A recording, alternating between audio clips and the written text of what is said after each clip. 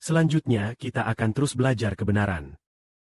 Ketika Tuhan Kristus berkata, "Jika aku ditinggikan dari bumi, aku akan menarik semua orang kepadaku." Kita memahami bahwa ditinggikan hanya berarti disalibkan di kayu salib.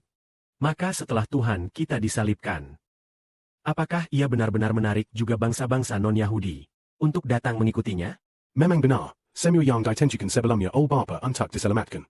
Mereka semua akan percaya kepada nama Tuhan Kristus. Pada saat itu, banyak orang berkata kepadanya, "Kami mendengar dalam hukum Taurat dikatakan, Kristus tetap selamanya. Mengapa engkau berkata anak manusia harus ditinggikan?" Siapakah anak manusia itu? Ia tidak langsung mengatakan anak manusia itu adalah aku. Melainkan Tuhan menjawab secara tersirat tentang terang. Waktumu bersama terang ini tidak lama lagi. Hendaklah kamu berjalan selagi masih ada terang, supaya kegelapan jangan menguasai kamu. Orang yang berjalan dalam kegelapan. Tidak tahu kemana ia pergi. Kamu harus memanfaatkan waktu selagi masih ada terang. Dan percayalah kepada terang itu.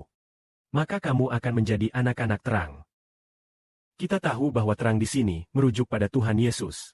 Artinya, waktu keberadaan terang di tengah-tengahmu tidak lama lagi. Artinya, waktu keberadaan Yesus di dunia ini tidak lama lagi.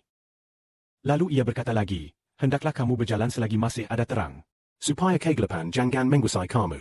Artinya, selagi aku masih hidup di dunia ini, dan kamu masih punya kesempatan untuk mengenalku. Sejaralah percaya kepadaku, supaya kegelapan jangan menguasai kamu. Jika kamu tidak percaya kepadaku, pada akhirnya kamu akan dikuasai oleh kegelapan. Sejak dahulu kala, kita tidak pernah mendengar bahwa seseorang harus percaya kepada satu pribadi. Percaya kepada satu pribadi untuk lepas dari kegelapan. Baru sejak Tuhan Kristus turun ke dunia sebagai manusia, kita mendengar tentang percaya. Percaya kepada satu pribadi. Dalam perjanjian lama sebelumnya, tidak pernah terdengar tentang percaya kepada satu pribadi. Namun dalam perjanjian baru, Injil pertama kali menyatakan, bertobatlah dan percayalah kepada Injil. Percaya kepada Injil berarti percaya kepada Kristus. Injil itu sendiri adalah Kristus.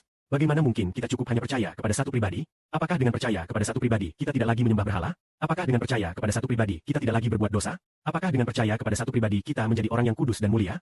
Memang benar, ketika kita percaya kepada Tuhan Kristus, kita menjadi orang yang kudus dan mulia. Karena itulah dikatakan, hendaklah kamu percaya kepada terang selagi masih ada terang. percayalah kepada terang selagi masih ada terang, dan berjalanlah dalam terang. Maka kita akan lepas dari kegelapan. Orang yang berjalan dalam kegelapan tidak tahu kemana ia pergi. Dulu, sebelum kita mengenal Tuhan, kita berjalan dalam kegelapan. Kita benar-benar tidak tahu kemana harus pergi. Sekarang kita telah mengenal terang.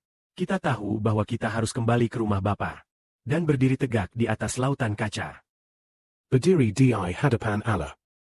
Melihat wajah Allah. Seperti saudara Sibo sekarang, dalam rohnya ia tahu bahwa ia harus kembali ke rumah Bapa. Harus duduk di sisi Bapa. Duduk di sisi Tuhan.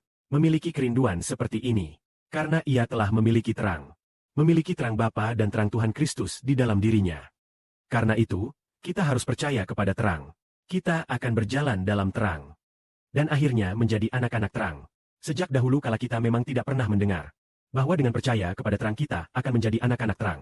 Namun setelah Injil ini diberitakan, kita menemukan bahwa dengan percaya kepada Tuhan Kristus, kita benar-benar menjadi anak-anak Allah, Bapa yang adalah terang abadi. Dan juga menjadi anak-anak Tuhan Kristus, Tuhan yang adalah terang abadi. Kita adalah anak-anak Allah, sekaligus anak-anak Tuhan. Inilah hal yang ajaib. Inilah iman yang sejati kepada terang.